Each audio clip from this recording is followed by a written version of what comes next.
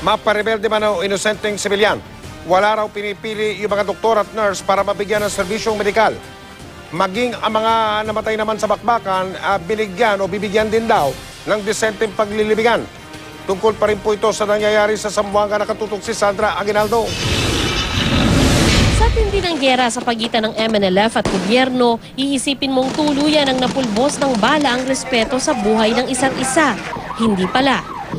Ang sinasabing MNLF sniper na ito na naunang nakuna ng GMA News na sugatan, dinala sa isang pagamutan. Heto na siya ngayon. Nagamot ng sugat, may nakakabit na swero para hindi siya ma-dehydrate. May hawak na kape na ibinigay ng isang government nurse at bahagyang nakangiti. Isa ang MNLF sniper na ito sa ginamot sa mobile operating room na binyay pa mula Davao papunta sa Zamboanga City. Nakasetup ang operating room na ito sa isang gym.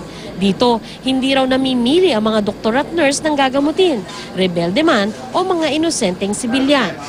Regardless who they are, as long as they are patients that has to be treated, then we treat them. Kahit sinasabing kalaban po ito ng state. Whatever, but as long as they are patients.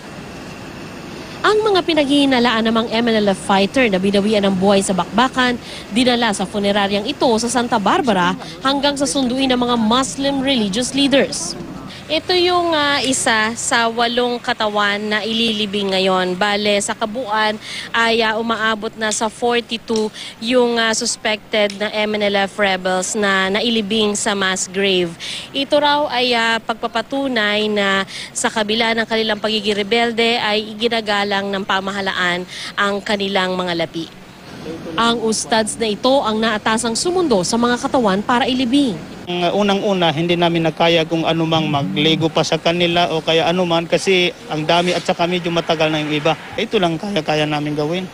Dinala ang mga labi sa isang sementeryo dahil wala namang kamag-anak na dumating para kunin ang mga ito.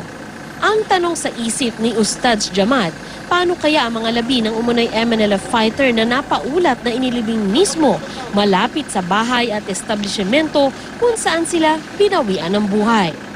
Mula sa Zamboanga City, Sandra Aguinaldo, nakatutok, 24 Oras.